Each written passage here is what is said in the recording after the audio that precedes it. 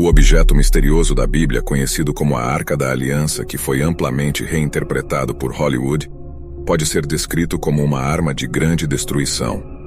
Essa arca, que supostamente abrigava os 10 mandamentos e simbolizava o amor de Deus e sua presença para os israelitas, despertou muitas interpretações ao longo dos tempos. Embora os relatos bíblicos mencionem que a arca foi um objeto poderoso utilizado em batalha durante a conquista de Jericó, sua localização posterior deixou os arqueólogos com mais perguntas do que respostas. Segundo o relato final, a arca teria sido guardada no Templo de Salomão, porém não existem evidências concretas de sua existência. Muitas pessoas consideraram-na apenas uma metáfora bíblica, um símbolo utilizado para representar Deus. No entanto, surgiram novas alegações recentemente, não apenas sobre a descoberta da Arca da Aliança, mas também sobre amostras do sangue de Jesus. Estamos prestes a descobrir a verdade por trás do que durante muito tempo acreditávamos estar perdido. Ao longo da história, vários arqueólogos têm procurado pela Arca da Aliança, mas ninguém afirmou tê-la encontrado, até 1978. Durante uma visita a Jerusalém, o arqueólogo amador Ron Wyatt caminhava perto de um lugar chamado Gólgota e do Jardim do Túmulo, na região norte da cidade. Ele afirmou ter sido guiado pelo Espírito Santo e profetizou que a Arca da Aliança estava escondida na Gruta de Jeremias, que, ironicamente, estava sendo utilizada como um depósito de lixo naquela época. Infelizmente, sem sucesso, ele retornou para os Estados Unidos, mas ficou obcecado e começou a pesquisar sobre a história da Arca. Curiosamente, Wyatt descobriu que a última menção bíblica sobre a Arca estava no segundo livro de Crônicas, capítulo 35, versículo 3, que dizia para os levitas colocarem a Arca no templo que Salomão, filho de Davi, havia criado e que não deveria mais ser carregada sobre os ombros. Agora, eles serviriam a Deus e ao povo de Israel ali no templo.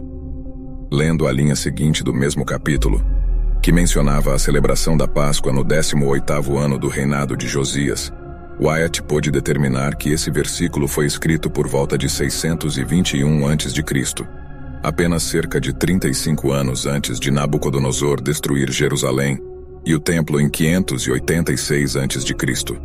A partir disso, Wyatt deduziu que a Arca da Aliança provavelmente ainda estava enterrada no subsolo, onde foi mantida em segredo durante o cerco babilônico. Com base nessas informações, Wyatt retornou ao local em 1982 e começou a escavar a área próxima ao Portão de Damasco, na região da Terra de Ninguém. Fiel à sua pesquisa, ele descobriu um sistema de cavernas que o levou a uma câmara contendo uma variedade de artefatos, onde finalmente afirmou ter encontrado a Arca da Aliança. Segundo Wyatt, a arca era uma caixa retangular de madeira coberta de ouro, com 2 querubins no topo.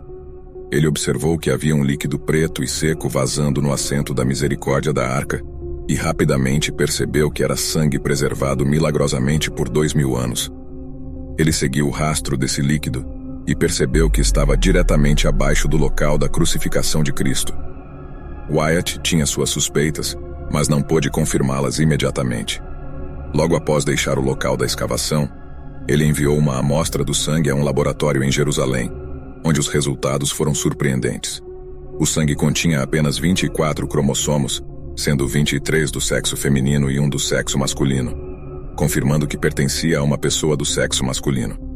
Além disso, o sangue ainda estava vivo, mantendo todas as características físicas determinadas pela mãe. O teste confirmou que o cromossomo Y presente veio de um homem.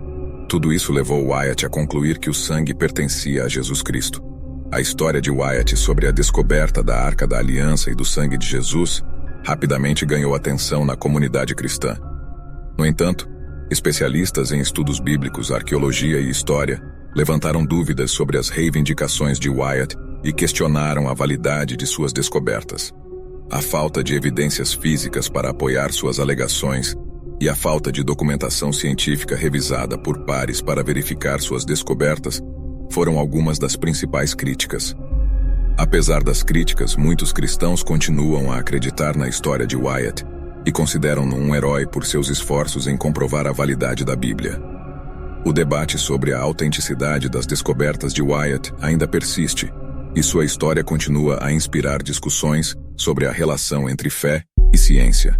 É importante ressaltar que as afirmações de Ron Wyatt não foram amplamente aceitas pela comunidade científica e são objeto de controvérsia. As declarações e conclusões feitas por Wyatt não foram comprovadas de forma independente e não estão respaldadas por evidências científicas consistentes. E você, o que achou da afirmativa desse arqueólogo? Deixe nos comentários a sua opinião e não esqueça de seguir seu tio Sam para ficar por dentro dos mais curiosos enigmas, segredos e histórias intrigantes que desafiam a lógica e alimentam a nossa imaginação. Até a próxima, meus sobrinhos.